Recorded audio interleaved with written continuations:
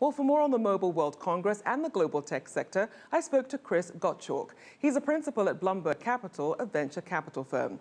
I began by asking him what's making the biggest buzz at the Mobile World Congress.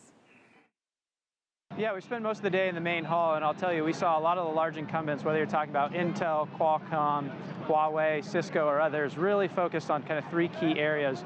One being security, all things security and cybersecurity. The second being AR and VR, a number of demonstrations around the headsets, around the integrations of those softwares. And then the last piece that people are really focused on is IoT broadly and the consumer devices that will shape. Now that's interesting because a lot of times when people think about these gaming conferences, they think more so about gaming. Why do you think that these three aspects really have stood out this year? Yeah, so what we're seeing is a lot of the infrastructure players are really trying to understand the consumer applications and the layers within these three verticals.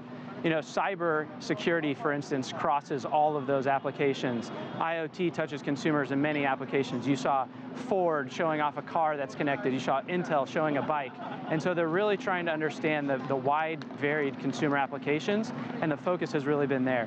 And if you think about that, it's the new software layer. It's the new way that these large incumbents are going to grow their business and ultimately value and capture value in the software stack. Now, how do you think this sort of presentation compares to that at CES? Well, you know, CES is very similar. I would say that this show is really where you're seeing the incumbents show off their deeper stack technology, where CES, you see a lot of the consumer-facing launches. And so there's a little bit of a difference between infrastructure plays and the consumer plays that you see at CES. Now, in terms of what you actually get out of it, does it translate well to the bottom line when you have these big showings at events like the Mobile World Congress?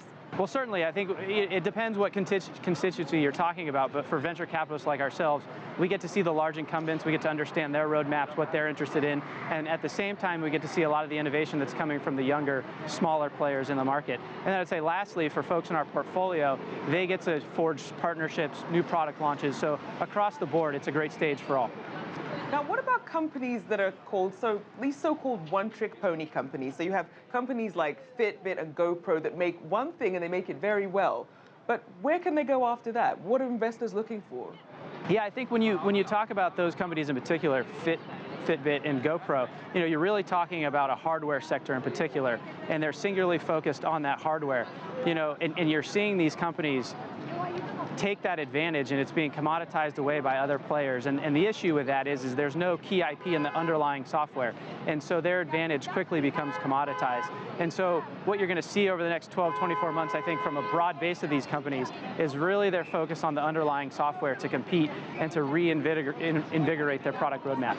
And speaking of competition, is it a better strategy then if you're one of these companies to get bought out by one of these big tech giants, or to really just stay in your own lane and as you say, work on the software?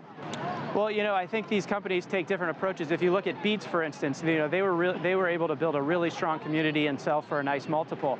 I think some of the other companies would love that path, but they're struggling to understand where their unique advantage is. So many of these companies probably want to find a home and sell at a high multiple, but they're really going to have to either monetize it with a strong brand like an Apple, like a Beats, or they're going to have to find product valuation in the software itself.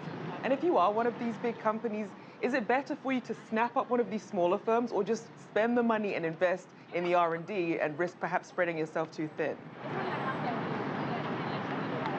Yeah, you know, I think when you talk about M&A, you know, there's several reasons for it. There's obviously the strategic value you want to add to the roadmap, you want to add feature sets. The opposite, and we've seen that a lot in the last kind of 12, 24 months. The flip side of that is adding a company into your portfolio that's generating cash, generating profits. In the tech world, there's been far and fewer of those, but as you see the market kind of compounding here in the last 2-3 months, I'm sure there'll be an increased thought process on valuation, profits, et cetera, from the large M&A buyers.